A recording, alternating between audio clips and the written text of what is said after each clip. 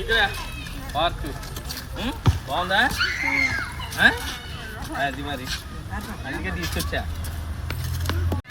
అందుకే కదా తీసుకొచ్చాను. మొత్తం తిరిగేసేసి అర్థమైందా?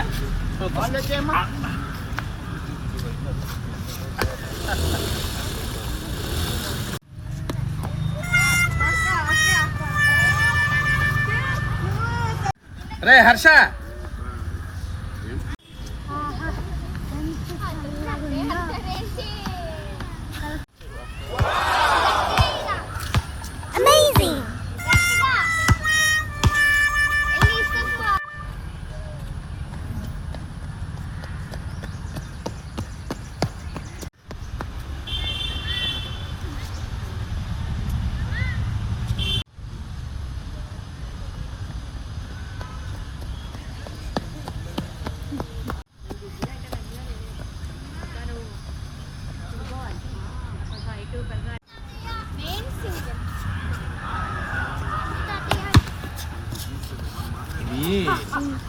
ఎవ్వరికి చెప్పకుండా ఇష్టం వచ్చినట్టు వెళ్ళిపోకూడదే.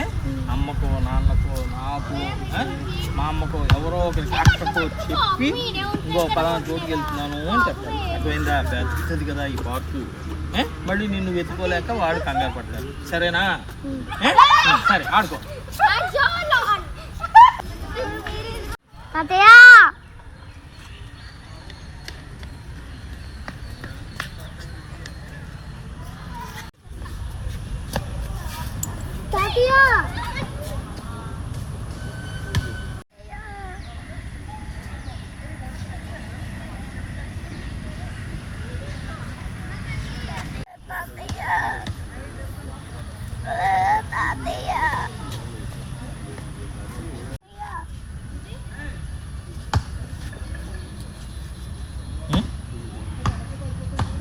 ఏ లేవలేవా?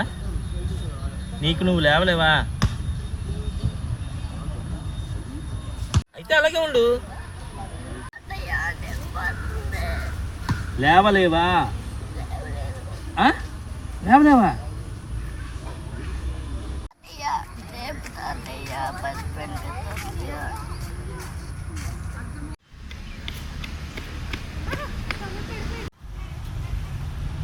తమ్ముడు హర్ష పడిపోయాడంట. హర్ష పడిపోయాడు. అక్కడ తాతయ్య ఉన్నాడు. లేపగలను కానీ లేపను. ఏ నీకు నువ్వుగా లేవలేవా? చెప్పింది అర్థం కాలేదా? పొద్దున్న నీకు మీ అక్కకి చెప్పానా లేదా? అవును, తాతయ్య ఇంతసేపు అయినా తమ్ముడు లేపలేదేంటమ్మా? అవును కదా, తాతయ్య ఏంటి ఇంతసేపు అయినా లేపకుండా అలా చూస్తూ ఉండిపోయారు.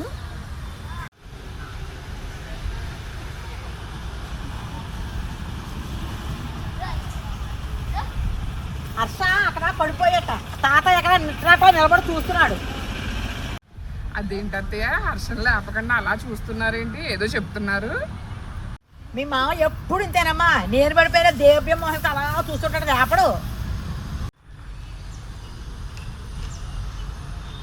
చచ్చిపోతున్నాను మీతో. ఆ చెవిటి మిషన్ తీసి తగలడితే ఇక్కడ మేమేం చెప్పుకుంటున్నాం వినపడి సత్తదు. అక్కడ హర్ష పడిపోయాడు. మామయ్య గారు ఇంటి అలా చూస్తున్నారు. అమ్మా ఇంతసేపు అయినా తాత లేవలేదు. నేను వెళ్ళి లేవదీనా? ఒక్కదాని వెళ్ళి ఏం లేపుతావు? మేము అందరం వస్తాం. రండి అత్తయ్య, రండి.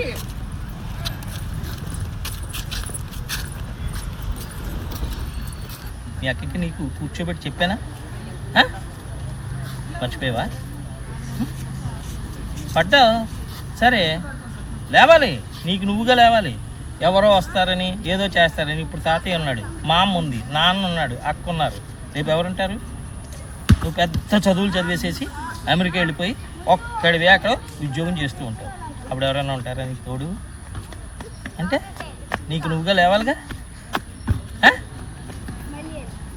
పరిగెత్తు, నడు, కానీ పడ్డ తర్వాత మళ్ళీ లేవటానికి ట్రై చేయి. అర్థమైందా?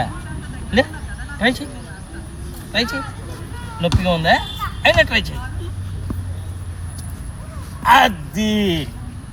అది లెక్క. ఇది కావాల్సింది. అర్థమైందా? పడ్డవాళ్ళు ఎప్పుడు చెడ్డవాళ్ళు కాదు. నొప్పిగా ఉందా? మందు రాస్తే తగ్గిపోతుంది. కానీ నన్ను ఎవరో లేపుతారు, నేను లేవలేను అని నిస్సహాయంగా ఉంటే జీవితంలో ఎదగలేదు. అర్థమైందా? ఒక్కోసారి ఎన్నో అవమానాలని ఎదుర్కోవచ్చు. గెలుపోటములు వస్తూ ఉంటాయి, జయాపజయాలు వస్తూ ఉంటాయి. గెలుపు వచ్చినప్పుడు ఆనందిస్తావా లేదా? నీ క్లాస్లో ఫస్ట్ వచ్చావనుకో, అప్పుడు అని ఆనందిస్తావు కదా.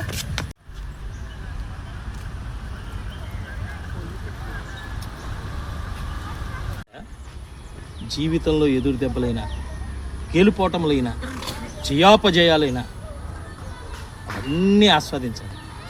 పడు అని లేవాలి. అర్థమైందా? ప్రతిసారి మనం లేచే ఉంటాం, ప్రతిసారి విజయమే వస్తుంది, ప్రతిసారి సక్సెస్లోనే ఉంటాం అనుకోవడం కూడా పొరపాటే. ఎందుకని?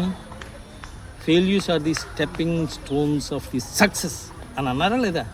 నీ విజయానికి ఓటమి కూడా, అర్థమైందా? ఓటమి కూడా అవసరం. ఇప్పుడు నువ్వు పడ్డావు, ఏడ్చావు, ఆ ఏడుపు లేకపోతే నవ్వు ఎక్కడ వస్తుంది కదా? కళ్ళమంటే నీళ్లు రాకపోతే బాధ ఎలా తెలుస్తుంది? అర్థమైందా లేదా? ఎలాగో కష్టపడి తాతయ్యని ఫస్ట్ తిట్టుకున్నావా లేదా?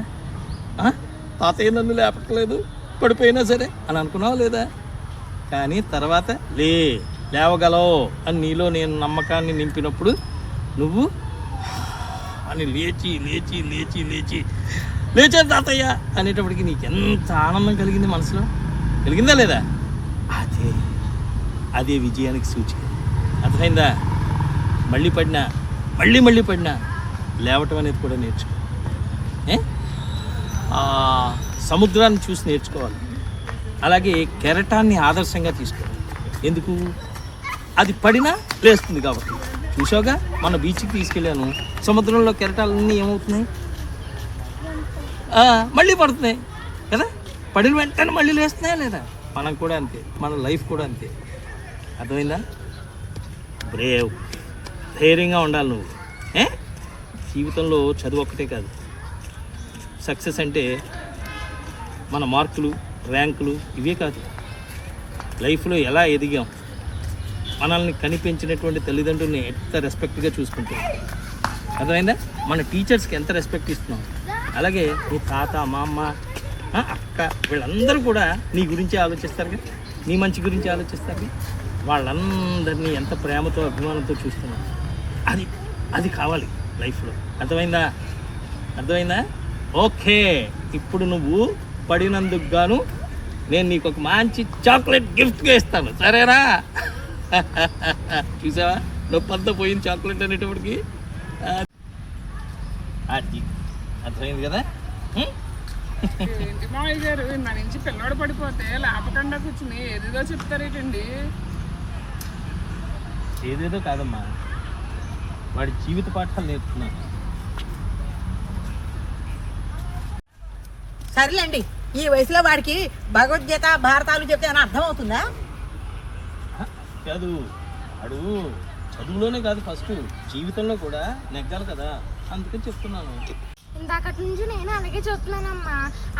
ఏదో చెప్తున్నారు కానీ తాతయ్య మాత్రం లేపట్లేదు. ఎరా తమ్ముడు, దెబ్బ తగిలిందా? ఏం తల్లి మోక్ష, పొద్దున్న నీకు తమ్ముడికి కూర్చోపెట్టి ఎన్నో విషయాలు చెప్పాను, అవన్నీ మర్చిపోయావా? వీడియో కాదు, నువ్వైనా సరే జీవితంలో ఎప్పుడైనా పడిపోయానని అలా కూర్చుంటే ఎవరు లేపరు. అర్థమైందా? లేవాలి, నీకు నువ్వుగానే లేవాలి, ఆ ధైర్యాన్ని తెచ్చుకోవాలి. అవే చెప్పాను వాడికి.